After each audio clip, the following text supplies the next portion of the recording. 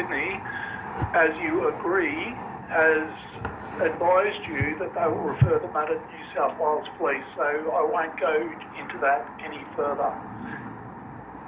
Okay, now in relation to your complaint against the police who are at the front counter, I've actually got a version from them that was actually transcribed at the time, and I don't believe that there's any inappropriate behaviour on their part, so that's about all I can tell you at this stage. So, you've heard the call that the Damien Spears made to me? No. Well, how can you say no crime's been committed? No, you have reported the matter to the Supreme Court of New South Wales. They have formally written to you to say that they have referred the matter to No, I didn't complain to the court as such. I raised it with the judge. The matter has been referred to the New South Wales Police for investigation by Chris Day, so I don't intend to progress that any further. Well, they don't have control of any complaint that I may or may not make, which you are in effect saying they do. Now, I'm telling you the course of action that we are taking. No, but you don't have to agree to it, and I would suggest that it would probably be a good idea if you actually got some legal advice in relation to what you have been doing and what you are seeking. Well, why would I get some legal advice? Because you need some. Because what you're suggesting or what you actually want to happen is not with what we intend to progress any further. But someone has rang me and made threats to me. They've used the carriage service to harass and intimidate. Yes, now you've told 3 police and now me in relation to what's happened, and I don't intend to progress it further. You have reported to the Supreme Court of New South Wales, and you have been, as you have on your website, you have printed that advice has been sent to you that has been referred to the New South Wales Police. So therefore, I won't be progressing it. Well, I'll be making a complaint to the Queensland Police because the New South Wales, the Federal Police told me to make a complaint to the Coolangatta office. The New South Wales Police implied that I should be making a complaint to the Queensland Police.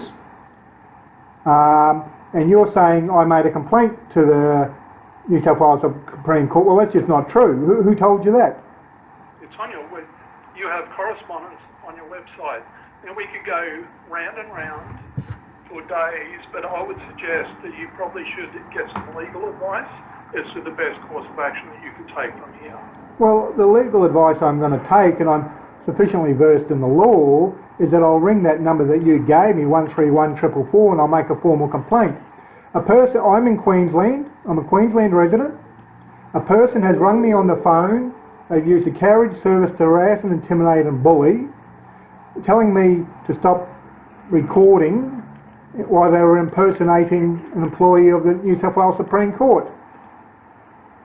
So, and you don't want to investigate it because it's too political, because if you have a look at the evidence, which you haven't looked at, you said, you've only looked at enough to tell me to get lost, you haven't listened to the recording you claim, so how can you make a judgment on whether a crime's been committed or not if you haven't looked at the evidence? So just for your recording, I have already explained to you a number of times why I'm not progressing it any further. Now, in relation to... No, I don't understand. Why aren't you progressing any further? You're saying I made a complaint to the New South Wales Supreme Court. I didn't make a complaint to them at all. Where's the evidence? The matter has been referred to the Supreme Court, and I don't intend to say anything further there. Your correspondence is on your website, and I'm sure everybody who would like to see that can see that. Now, in relation to your behaviour in the police station, I've actually spoken to the officers involved, and I'm satisfied that they didn't progress it any further at the time, and that was most likely due to your attitude and the way that you spoke and some of these things that you said at the time. So they didn't progress my complaint because of my attitude, you're saying? So it's because of your behaviour and attitude at the time, it was not progressed, and now that I have looked into it, there is no grounds to progress it any further. Can I have your name again? Yes, I'm Inspector Bruce Kuhn, K-U-H-N. K-U-H-N. So they didn't, you're saying they didn't progress my complaint because of my behaviour. That's ridiculous. That's absolutely ridiculous. No, Shane, you're going over and over the same thing, okay? It's all documented. I have already advised you yesterday that it was as a result of your attitude and behaviour, it was considered that you should be arrested at the time, and if there had been other members of the public at the front counter of the police station at the time, that quite possibly could have happened.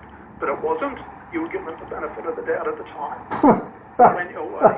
So as a result of your behaviour, I do not intend to progress that any further. Now, the advice that you sought at the time, I support what they told you at the time.